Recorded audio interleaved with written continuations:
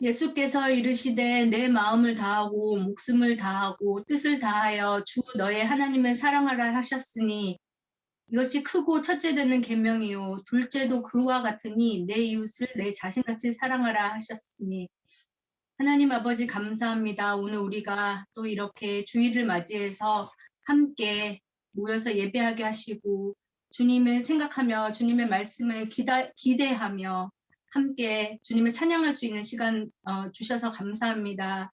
하나님께서 우리에게 원하시는 것은 우리 목숨을 다하고 뜻을 다하고 힘을 다해서 주님을 사랑하고 또한 우리 자신을 사랑하듯이 우리의 이웃을 사랑하라고 하셨는데 하나님 우리가 때로는 우리의 삶이 너무나 바쁘고 또한 너무 어려운 일 가운데 있어서 참 주님을 사랑하는 것이 어떤 건지 놓치고 살고 또한 주님을 사랑한다고 생각하지만 하나님 우리가 더 적극적으로 하나님 사랑을 표현할 수 있는 그런 선택을 하고 주님 앞에 때로는 고백하는 시간을 갖지 못하고 하나님 그런 것들을 주님 앞에 고백합니다.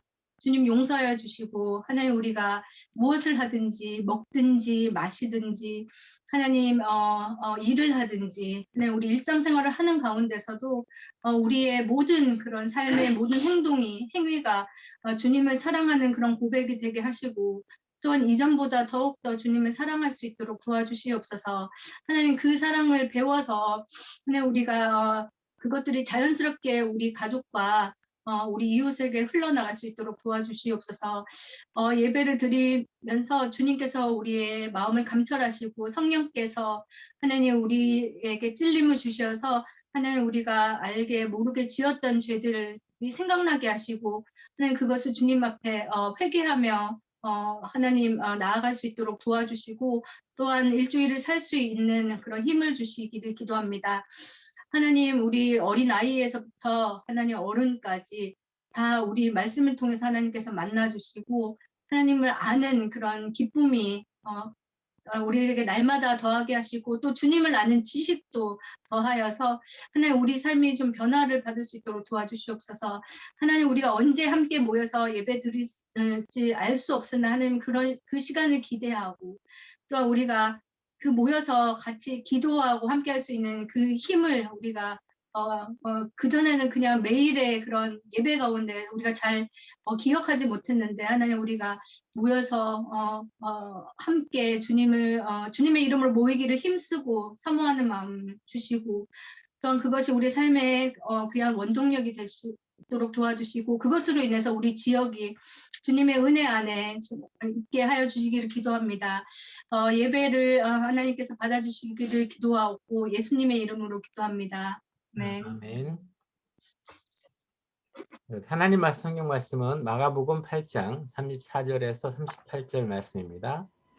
쉬운 성경으로 제가 공독해 드리겠습니다. 예수님께서 제자들과 사람들을 불러 말씀하셨습니다. 누구든지 나를 따르려면 자기를 부인하고 자기 십자가를 지고 나를 따라오너라. 누구든지 자기 목숨을 구하고자 하면 잃을 것이다. 누구든지 나와 복음을 위하여 자기 목숨을 버리면 목숨을 구할 것이다. 만일 온 세상을 얻고도 자기의 생명을 잃는다면 무슨 유익이 있겠느냐? 사람이 자기 영혼을 무엇과 바꾸겠느냐? 누구든지 이 음란하고 죄가 많은 세대에서 나와 내 말을 부끄럽게 여기면 인자도 아버지의 영광으로 천사들과 함께 올 때 그를 부끄럽게 여길 것이다. 아멘. 우리 말씀을 중심으로 해서 윤정리 목사님께서 제자로서의 소명이란 제목으로 말씀을 전해 주시겠습니다.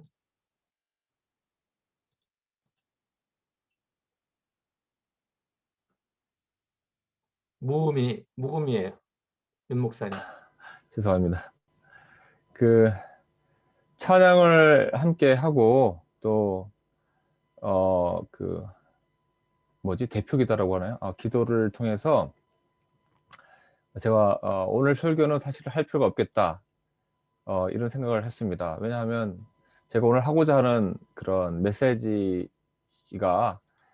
찬양과 기도에 다 담겨져 있어서 그런 생각을 했습니다. 잠시만요. 공유 좀 하겠습니다.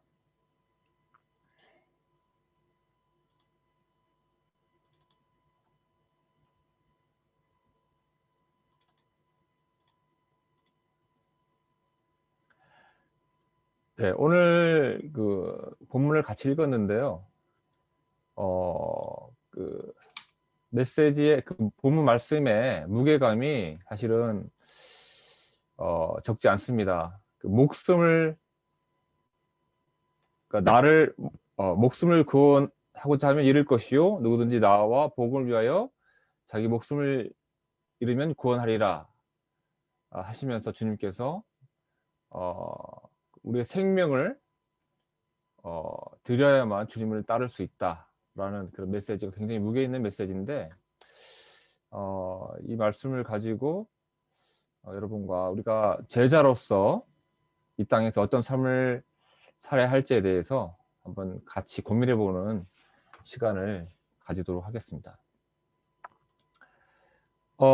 제자라는 말은 요즘 많이 쓰는 말 같지는 않습니다. 학교 선생님들이 자기 반 학생을 다른 사람에게 소개할 때 이 학생은 우리 반 제자예요 뭐 이렇게 말할 수 있겠죠. 또 제가 태권도 가르치는 그 아이들을 제자라고 생각하고 다른 사람한테 소개할 때 제 태권도 제자입니다 라고 소개하기도 합니다. 영어로는 disciple이죠. 구약 성경을 보면 선지자들에게 제자들이 있었다는 사실을 알 수가 있습니다. 대표적인 예가 엘리야와 엘리사이죠. 그 엘리야는 구약에 나오는 선지자 가운데 가장 위대한 선지자로 손꼽힙니다. 예수님께서 변화산에 계실 때 함께 있었던 사람 중 한 명이 바로 또 엘리야죠. 또 예수님께서 제자들에게 사람들이 나를 누구라고 하느냐라고 물었더니 엘리야라고 생각하는 사람들이 있다고 제자들이 말했습니다. 엘리야는 바알 아세라 선지자 850명과 대결하여서 여호와께서 참 하나님이심을 드러낸 위대한 선지자입니다. 엘리야를 따르는 제자 중 엘리사는 열심히 특별했던 제자였습니다. 엘리야에게 열심히 배우기 위해서 그가 가는 곳마다 따라다녔습니다. 그런 엘리사가 귀찮아서였는지 아니면 시험하기 위해서였는지 길갈, 베델 그리고 여리고 지방을 지날 때 너는 여기에 머물러 있어라 라고 우리가 이제 헤어져야 된다라고 얘기를 했습니다. 그러나 엘리사는 그때마다 엘리야의 말을 듣지 않고 스승 엘리야를 끝까지 따랐습니다. 그만큼 스승 엘리야와 항상 함께 있으며 그에게 배우려고 했다고 생각할 수 있습니다. 사실 엘리사를 제자로 부른 것은 엘리야였습니다. 엘리사가 엘리야를 찾아가서 저를 제자로 삼아 주십시오라고 요청한 것이 아니라 평범한 농부였던 엘리사가 소와 쟁기로 밭을 갈고 있을 때 엘리야가 겉옷을 던져서 엘리사를 제자로 삼은 것입니다. 그 당시에 그 선지자들이 제자를 부를 때 이렇게 겉옷을 던져서 이렇게 불렀다고 합니다. 엘리사는 즉각적으로 밭을 갈게 했던 소를 잡아서 그 동네 사람들에게 나눠주고 또 쟁기는 불사른 후에 엘리야의 뒤를 쫓아 그의 제자가 되어 선지자의 길을 걷게 된 것입니다. 그런데 엘리야가 이제 곧 하나님께서 그를 데려가시기 직전에 자기를 따르던 가장 충성되게 자신을 따르던 엘리사에게 자신을 더는 따르지 말고 길갈, 베델, 여리고 지방을 다닐 때마다 너는 여기에 머물러 있어라라고 하니 엘리야의 심정은 어땠을까요? 옛날 무술 영화를 보면은 부모를 죽인 원수를 갚기 위해서 산속에 사는 제아의 무술 고수를 찾아가서 무술을 배우던 제자에게 그 스승이 이렇게 얘기합니다. 그러니까 모든 그 기술을 다 가르쳐 주고 나서 이제 너는 더 이상 내게 배울 게 없다. 나는 너를 더 이상 가르칠 게 없다. 이제 하산하도록 하여라. 이렇게 얘기합니다. 그 자신을 떠나라는 엘리야에게 엘리사가 그러니까 엘리야가 엘리사에게 그런 마음으로 얘기를 한 걸까요? 엘리사 너는 이제 더 이상 나에게 배울 것이 없어라는 마음으로 그렇게 한 것일까요? 글쎄요. 내가 여호와의 이름으로 맹세하지만 근데 엘리사는 그 스승의 말에 내가 여호와의 이름으로 맹세하지만 선생님이 살아계시는 한 나는 선생님을 떠나지 않겠습니다. 라고 이렇게 엘리사는 대답을 했습니다. 제자 엘리사는 스승 엘리야가 하나님의 부르심을 받을 때까지 절대로 떠나지 않고 그에게서 배우겠다는 집념이 대단했던 것 같습니다. 그런 그에게 엘리야는 이렇게 묻습니다. 그러면 내가 내 곁을 떠나기 전에 너에게 무엇을 해줬으면 좋겠는지 말해보아라. 그렇게 얘기했습니다. 우리 누구한테 질문을 해볼까? 이나 같으면은 뭘 달라고 했을까요? 스승님에게? 이제 스승이 제자에게 떠나라. 떠나기 전에 내가 너에게 뭘 줄 거다라고 하면 이나 같으면 뭐라고 했을까요?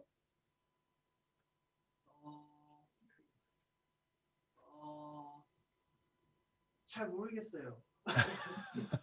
그러면 이제 이나가 보자 대답할 수 있는 상황을 만들어서 이나가 소속되어 있는 축구팀에서 축구 감독님이 이나에게 야, 내가 너에게 모든 걸 이제 다 가르쳐 준 것 같아. 너는 이제 더 이상 나한테 배울 게 없어. 떠나라. 이렇게 하고 근데 한 가지 소원을 내가 너에게 들어줄 테니까 뭘 원하냐라고 물어보면 뭐라고 얘기할 것 같아요? 이나는? 저는 좋은 팀으로. 좋은 친구로 남자고? 네, 굉장히 좋은 생각이네. 그러면 친구가 되면 좋은 팀에 소속되게 해달라고. 미안. 제가 잘못 들었네요. 좋은 팀에 소속되게 해달라고 연결해달라고. 그거 굉장히 현실적이고 좋은 아이디어입니다. 네. 또 뭐 다른 친구들에겐 이제 뭐 다음에 질문해보고 오늘 근데 엘리야가 엘리사에게 이렇게 뭘 원하냐라고 했을 때 엘리사는 뭐라고 대답했을까요?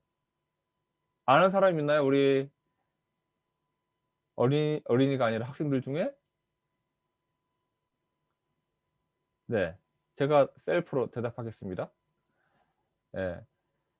열왕기하 2장 9절에 보면 선생님의 영적 능력을 내가 2배로 받게 해 주십시오. 이렇게 얘기했어요. 이 말은 무슨 얘기냐면 여기서 영적 능력의 2배를 구했는데 이것은 실제로 내가 스승님보다 더 영적 능력이 많은 사람이 되고 싶습니다라는 의미라기보다는 당시에 이 이스라엘 사람들은 장자 아들이 여러 명 있을 때 가장 큰 아들에게 다른 아들들보다 2배의 제사를 줬어요. 그래서 그렇게 요구하는 것은 저를 장자로 삼아 주십시오 라는 것과 비슷하게 자기를 직계 제자로 삼아 주십시오 이런 의미라고 받아들일 수 있습니다. 그래서 중국 무술의 고수들은 많은 제자들을 양성하지만 그 중에서 가장 뛰어난 제자를 직계 제자로 삼아서 자신의 무술이 잘 승계될 수 있도록 그렇게 하잖아요. 그것과 좀 비슷하지요. 이것은 엘리야가 이스라엘의 대표 선지자로서의 역할을 감당했듯이 자신도 그런 길을 걷겠다는 대단한 각오를 보인 것입니다. 엘리사는 영적인 상속권에 대한 승인을 구했으며 이로써 선배 선지자의 영적인 장자로 간주되어 엘리야가 시작한 사역을 계속 수행하기를 원했다는 것입니다. 여러분, 이 선지자의 길이 그러나 특권이 많았을까요? 아니면 책임이 더 많은 일이었을까요? 사실 선지자의 길은 특권보다 져야 할 책임이 많은 그런 길이었습니다. 때로는 자신의 목숨을 내걸어야만 하는 일이기도 했지요. 엘리야가 하나님의 영광을 위해서 바알과 아세라 선지자 850명과 대결했을 때도 목숨을 내걸고 대결을 했습니다.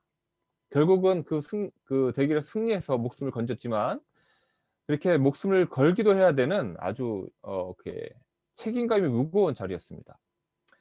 제자 엘리사도 그걸 다 알고 있었죠.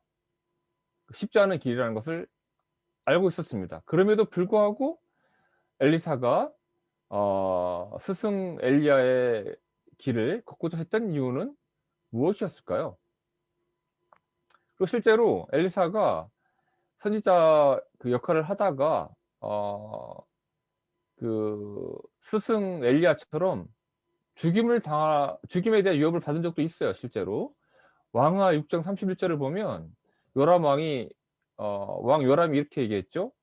사밧의 아들 엘리사의 머리가 오늘날 그 몸에 붙어 있으면 하나님이 내게 벌 위에 벌을 내리실지로다 이렇게 얘기하면서 엘리사를 내가 그냥 가만두지 않겠다, 죽여버리겠다 이렇게 위협할 정도로 사실 그 길이 평탄한 길이 아니고 위험한 길이었죠. 그런데 왜 엘리사는 그 험난한 길을 가려고 했을까요? 이번에는 누가 대답해 볼까? 민서가 대답해 볼까요? 왜 엘리사는 그 길을 가고자 했을까요? 입을 덮고 있는 민서야, 얘기해 볼래요?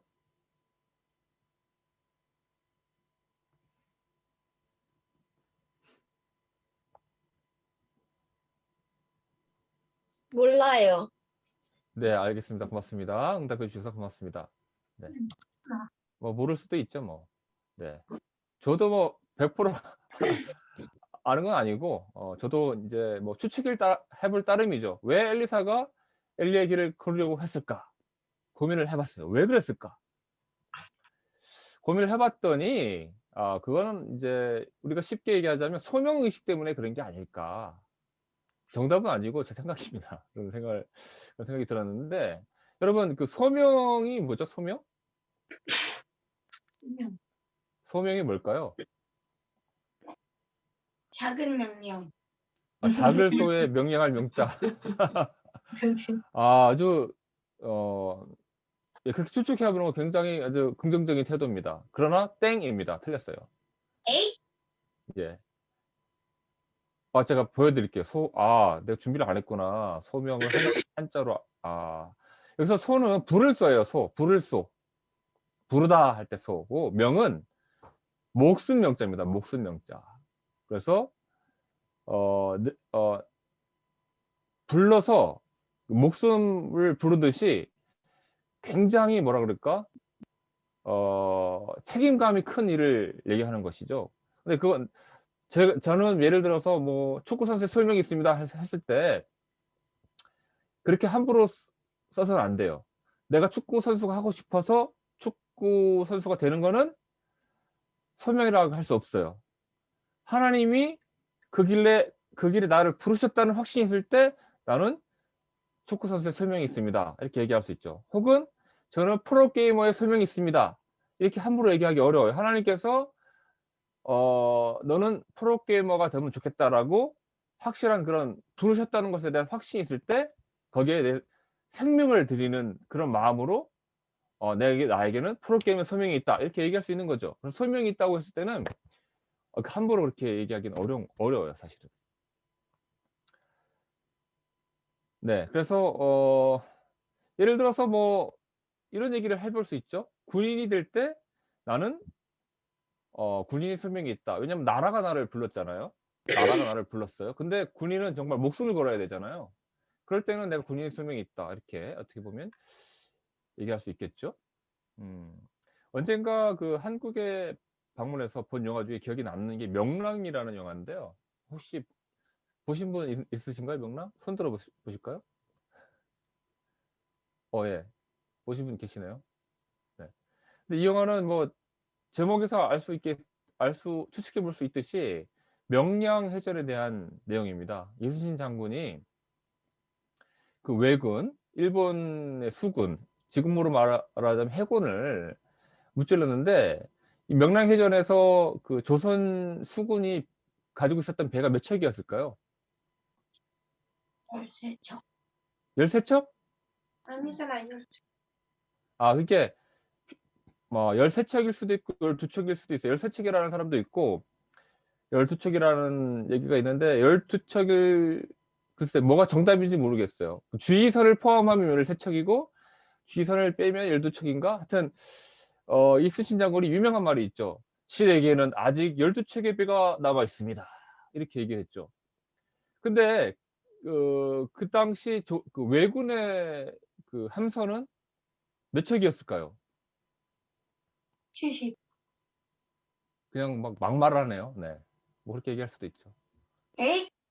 예, 133초.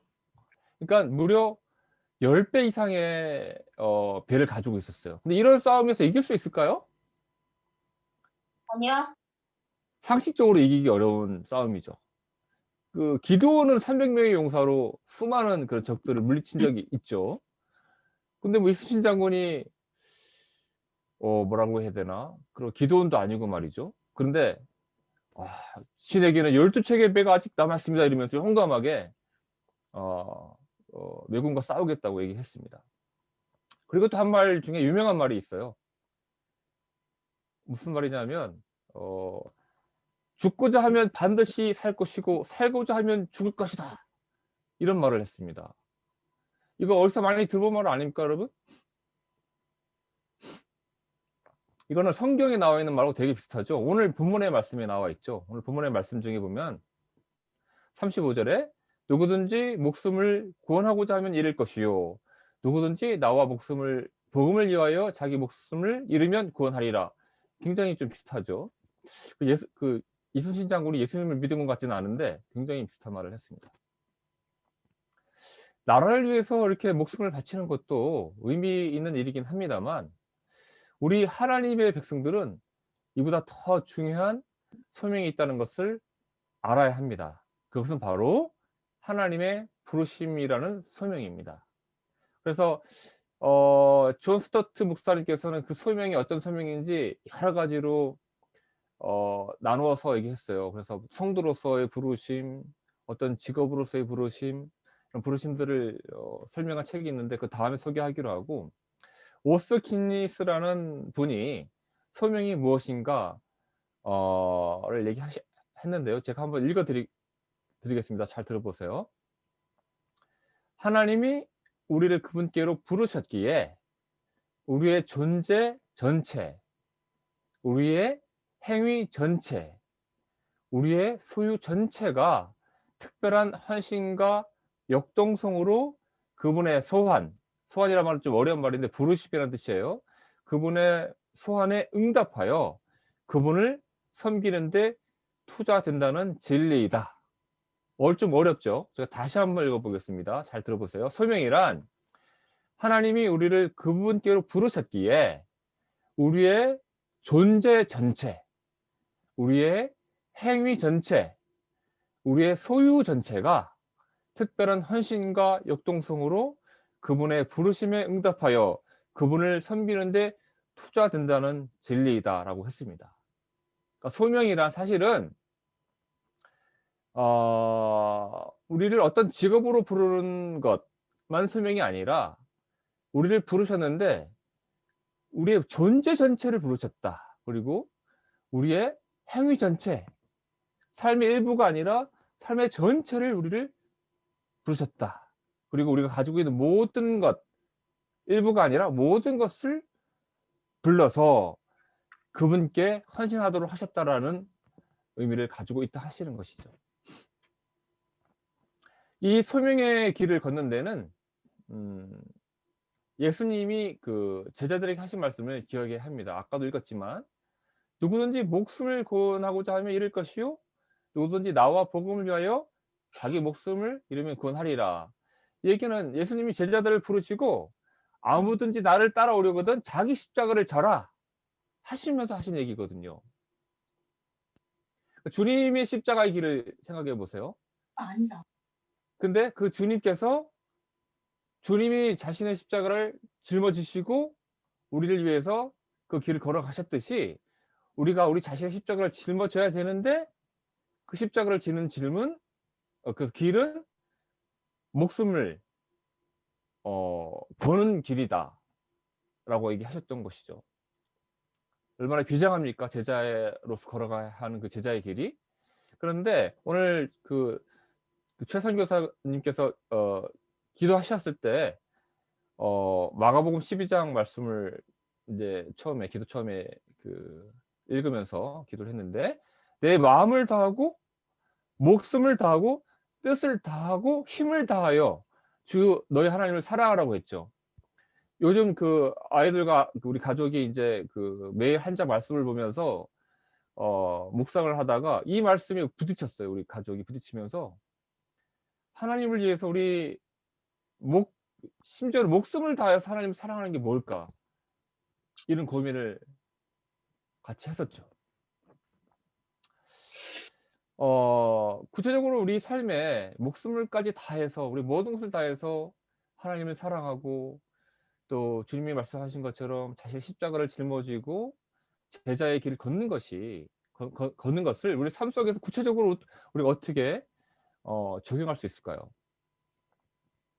이 길은 꼭 순교자만이 걸을 수 있는 그런 길인가? 그렇다면 하나님께서 우리 모두에게 순교자의 삶을 살라고 요구하시는 것인가? 이런 질문을 한번 해볼 수 있는 것이죠. 예멘에 있었을 때 한 선교단체 그 아웃리치 팀이 와서는 예멘 이곳저곳을 다니며 노방전도를 했습니다. 예멘은 무슬림이 99.8%, 9%의 아주 강성한 이슬람 국가죠. 그래서 이런 나라에서 선교를 하는 것 자체가 지혜가 필요합니다. 그런데 이 아웃리치 팀이 예멘 사람들을 아주 자극하는 방식으로 광장에서 이렇게 노방전도를 했어요. 이 팀은 이제 한국에 돌아가서는 선교 보고를 할 때 아주 그냥 이 예멘에서의 단기 선교가 아주 성공적이었다고 보고를 했겠죠. 그 때문에 이제 우리 예멘에서 사역하던 장기 선교사들은 한동안 숨을 죽이며 진행을 했습니다. 예멘은 그 지역 신문에 이 한국 아웃리치 팀의 행위를 아주 그냥 사진까지 찍어서 신랄하게 비난하는 내용이 실렸고 좀 위협적인 내용이 있었어요. 그래서 저희 선교사들은 한동안 예배 모임도 중단하고 아주 조심스럽게 그 진행만 했습니다. 예배 모임을 중단하기 전에 모임에서 이것을 두고 이제 그 회의를 하였는데요. 단기 사역을 위해서 예멘에 잠시 오신 한 재미교포께서 어떻게 얘기하셨냐면 우리가 죽음이 두려워서 예배 모임을 중단하는 것이 옳으냐, 비겁한 것이 아니냐, 이런 얘기를 하셨죠. 순교할 각오로 예배 모임을 중단하지 말고 지속하자고 했습니다. 또 할 말을 하는 저는 또 그분의 의견에 반대하면서 다음과 같은 취지의 발언을 했죠. 그런 순교는 무모한 순교이고 지혜롭지 못한 순교이고 영웅주의적 순교입니다. 순교자가 되고 싶으면 모스크에 가서 십자가를 내밀고 코란과 이슬람의 창시자 무함마드를 모욕하면 순교할 수 있습니다. 그러나 그것은 어떻게 보면 너무나 쉬운 순교이고 우리가 감내해야 하는 더 고통스럽고 더 어려운 순교는 어떻게 보면 하나님께서 기뻐하시는 그런 순교는 우리의 매일의 삶을 현지에서 견디면서 현지인을 사랑하기 위해 고군분투하는 그런 삶을 살아가는 것이 진정한 순교가 아니겠습니까? 이런 취지로 말씀을 드렸죠. 그래서 우리의 삶이 우리 선교가 모모해서는 안 되고 그 지혜로워야 한다, 이런 취지로 말씀을 드렸죠. 실제로 예멘에는 많은 순교자들이 나왔습니다. 그들은 하나님의 영웅이었습니다. 그러나 그들은 영웅주의자들은 아니었죠. 사람들에게 영웅이라는 칭송을 듣기를 원하는 영웅주의자들이 아니었고 그저 오늘 찬송가 우리 그 뒷부분에 나온 것처럼 가사처럼 그저 하나님께 착하고 충성된 종아 네가 수고가 많구나라는 칭찬을 듣기 위해서 하루하루를 하나님을 사랑하고 예멘인들을 사랑하며 살다가 순교하신 것이죠. 2010년에 예멘 북쪽의 어떤 지역에서 순교하신 선교사님들이 바로 그런 분들이었습니다. 그 중에는 한국 분도 계셨는데 그 힘든 지역에서 저희가 지내고 있는 수도 사나에 오시면 저희 카페에서 커피를 마시는 것을 아주 행복해했던 그런 분이셨죠. 2005년도에 예멘을 정탐차 방문했던 저는 남쪽 리비라는 지역의 지불라 병원을 방문한 적이 있습니다. 그 병원 근처 한 박물관을 방문했을 때 의료 집기들이 전시되어 있는 것을 보았습니다. 그 집기들은 지불라 병원에서 순교하신 선교사님들이 생전에 사용하시던 의료 집기들이었습니다. 그 의료집기를 전시한 부스에 이렇게 적혀 있었습니다. 이들은 우리의 진정한 친구였다. 그 립제익이라는 지역에 지하교회가 생겨나고 비밀리에 그 지하교회 모임이 일어나게 된 것은 저는 결코 우연이 아니고 그들의 친구가 되기 위해서 그들이 매일매일 쏟았던 헌신적 삶, 그런 순교적 삶이 있었기 때문에 가능한 것이 아니었나 싶습니다. 그리고 결국 그들은 피를 흘려 그 땅에 순교를 했지요. 제가 강조하고 싶은 것은 이것입니다. 진짜 핍박을 받아 죽임을 당하는 그런 순교자가 되자는 것이 아니라, 그런 순교도 물론 하나님 기뻐하신 순교지만 우리의 매일의 삶, 즉 생명을 하나님께 드리는 거룩한 향기로운 제사로 드리는 그런 삶을 살자라는 것이죠. 그래서 제가 한번 정의를 해보았는데요. 순교사적인 삶은 매일의 삶, 즉 생명을 하나님께 향기로운 제사로 드리며 사는 것이 아닌가라는 생각을 해보았습니다. 삶도 영어로는 life고 생명도 life잖아요. 그리고 그 삶을 사는 걸 live고, 그래서 이렇게 매일의 삶을 생명을 하나님께 이렇게 진지하게 충성되게 사는 것이 그것이 순교사적인 삶의 자세이다 라는 그런 생각을 해본 것이죠. 여러분은 소명의식이 있습니까? 하나님이 여러분을 불러서 우리의 삶을 어떤 것에 드리기를, 우리 생명을 드리기를 원하는 그런 소명의 의식이 여러분에게 있나요? 정인, 승인, 태운, 태민, 이나, 이세, 은촉, 민서, 서원, 이런 소명의식이 있나요? 나라를 위해서 목숨을 바칠 각오가 되어 있나요?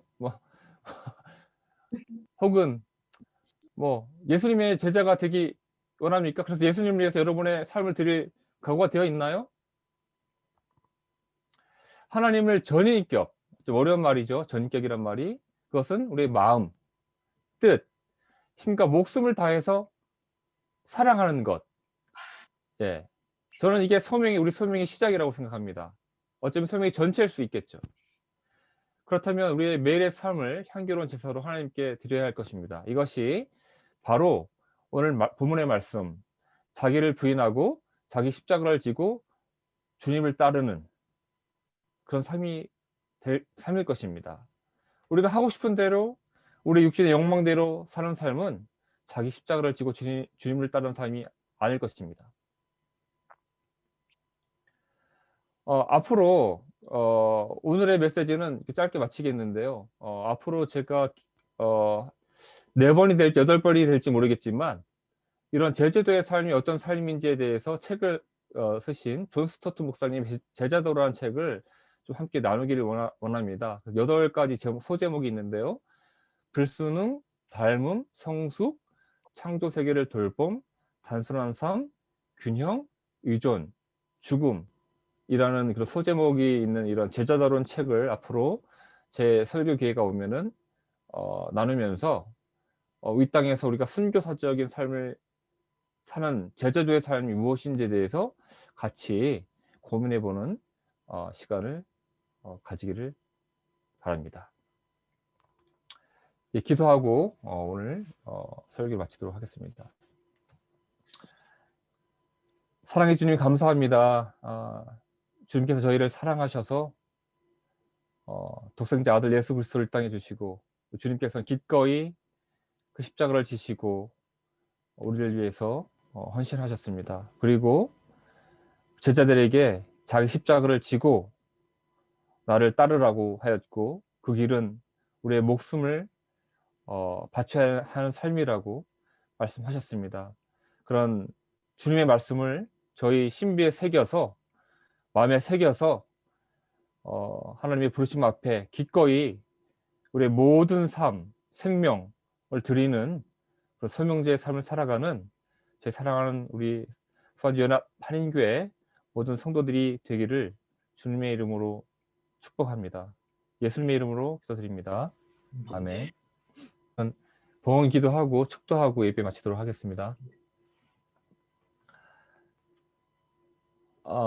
우리를 위해서 모든 것을 주신 하나님, 지금도 모든 것을 주시는 하나님, 선한 능력으로 우리 한 사람 한 사람을 매일 감싸 안으시는 그 하나님의 크신 사랑에 감사하는 마음으로 지극히 우리 소유의 일부를 주님께 드립니다.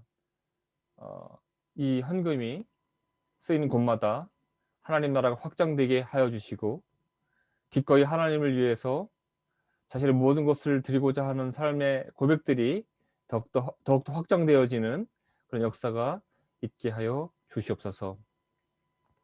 이제는 하나님의 크신 사랑과 예수 그리스도의 은혜와 성령 하나님의 교통, 감화, 감동하심이, 인도하심이 우리를 부르신 하나님의 그 소명을 쫓아 살기를 다짐하는 사랑하는 수안지 한인연합교회 성도들 각자 머리 위에 지금부터 영원까지 함께 하기를 축원하옵나이다. 아멘.